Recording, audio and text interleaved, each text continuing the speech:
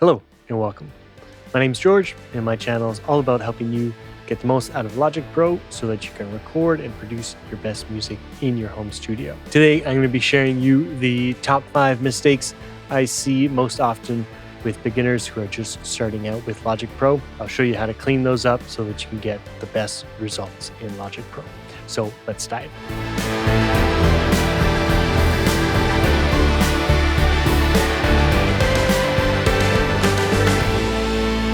Now, the first mistake I see isn't specifically for Logic Pro, but a little bit more universal in home recording, is just not getting your signal levels correct. So either recording too quiet or too loud. Now, if you're recording audio too quietly, that means we're going to have to boost it in Logic somehow, either with a gain plugin or makeup gain on a compressor and so on. And when we do that, we're going to be boosting a signal that's not all that clear and clean to begin with. So we're introducing a lot of noise into that signal. So that's not really what we're after. We want as clean and clear as a recording as possible. So for that, we have to make sure that we have a nice, healthy level.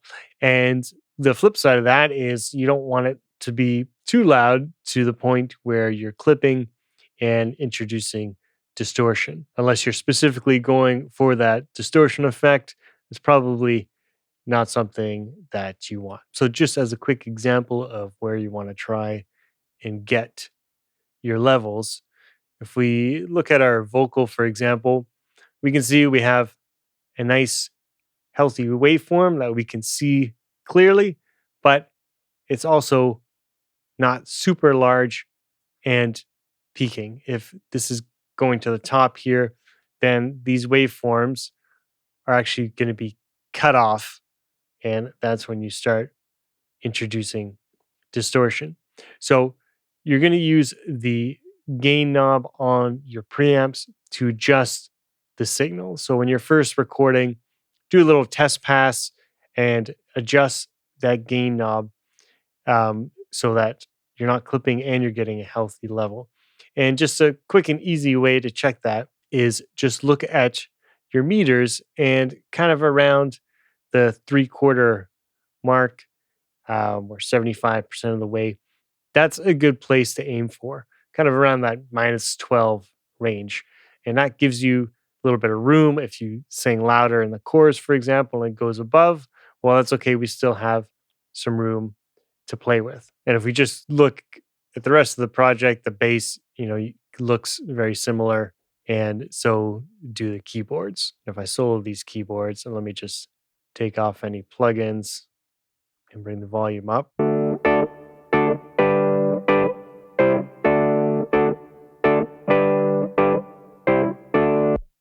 So you can see we're kind of around that 75% range. We're a little bit over, but in this case, we still have room to go. So we're not distorting. The next thing I see quite often, which relates a little bit to recording too loud or too soft, but is when you're mixing to mix too loud.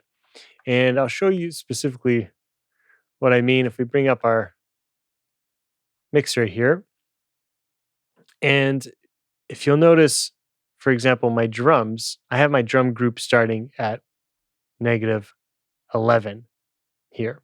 And what I see happen a lot is people start with their fader at 0, for example, and then they'll adjust based on that. So you'll end up having, some things above 0, some below.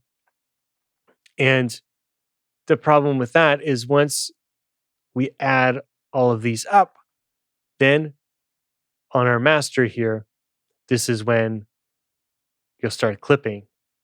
So if I turn off my limiter, for example,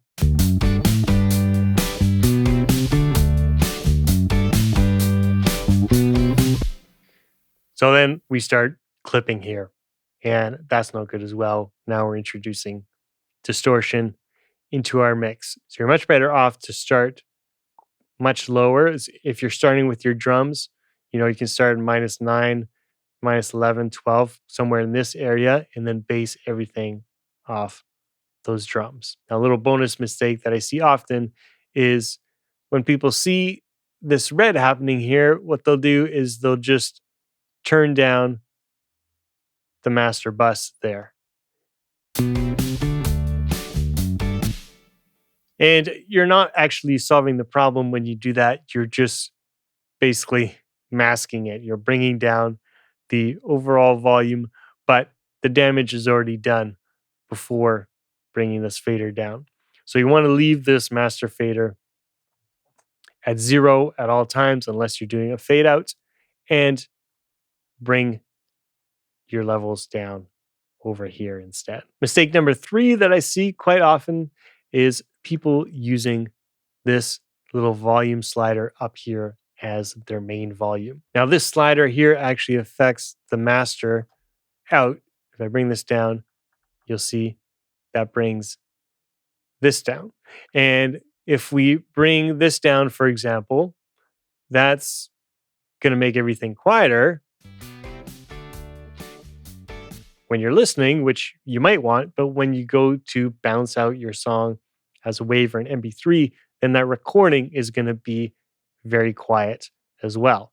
And when you're sending that out to people, it's going to sound really quiet on their end. And that's not what we want, especially if we were using that to upload to streaming services, for example. So, a couple of solutions here. First, again, you always want to leave this at 0, and you can actually get rid of this slider altogether. If we right click in here and go to customize control bar, and then here where it's master volume, change that to output meter. And then now there's no longer a slider here, it's just a meter.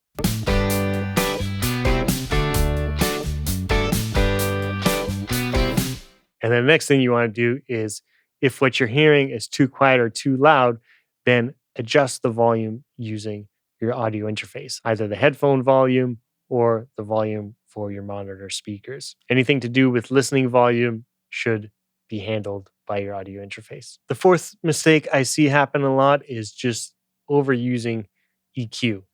And EQ is a great tool and something that I use on almost all of my tracks for the most part, but you don't need to go crazy with it. For example, what I'll see often happening is people key in on places and they'll find a frequency they don't like, bring that down, and then they'll have one tiny frequency that they'll boost there, and it'll just be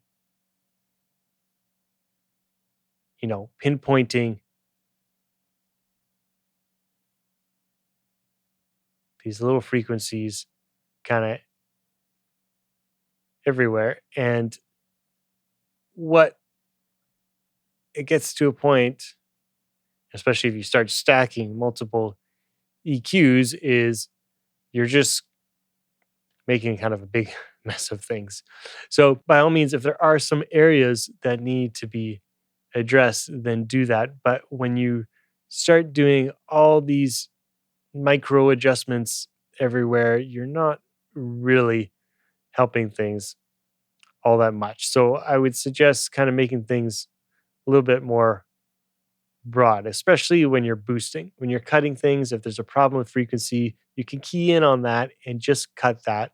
But when it comes to boosting, you can use a more wider cue, make things a little bit more broad. Kind of a typical EQ shape that I might use on, let's say, a vocal is cutting out the low end,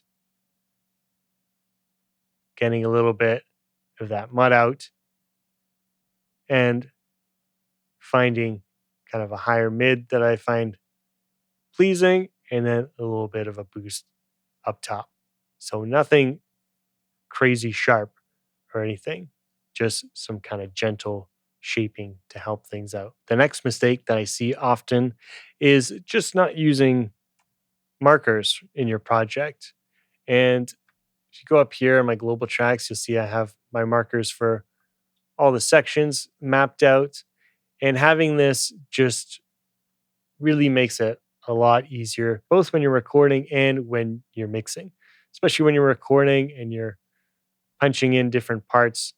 Like the vocals, for example, only happen on this A section. So if we want to record multiple passes, I can just quickly jump to the A section and record those without having to listen back and kind of guess where those start. And then in the mixing process, if I want to key in on a section, let's say the B section, then I can just create a loop on that and keep that going while I'm mixing that one section. So just taking the short amount of time to create some markers just will really help your efficiency and your workflow. And before we go, a few little bonus tips for you. The first one is I see a lot of people over quantize things all the time. It's tempting to always go and quantize everything right to the grid.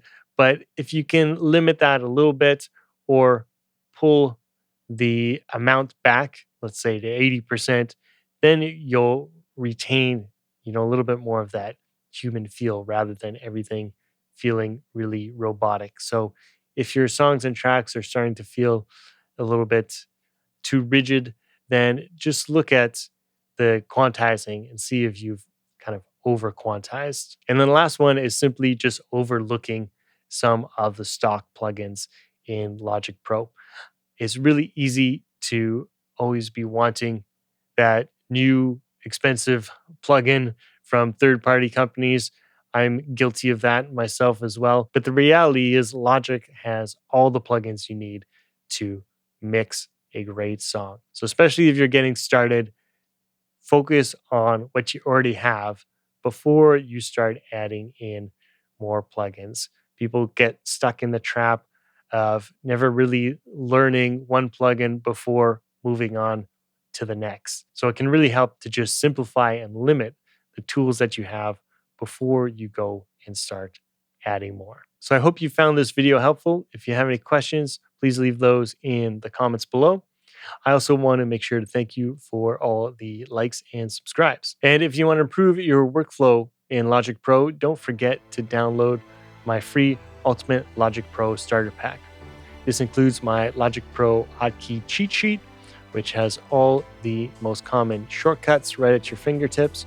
It also includes my Logic Pro Mixing Guide with some helpful tips to get you started on your mixes that you can reference back to. Also, my audio recording checklist to avoid some of those mistakes that we talked about earlier, and my gear guide, which will let you know exactly what you need to get your home studio up and running, as well as my Logic Pro session templates to get you started right away in Logic Pro. There's a few other goodies packed away in there as well. So I hope you enjoyed the video, and we'll see you in the next one.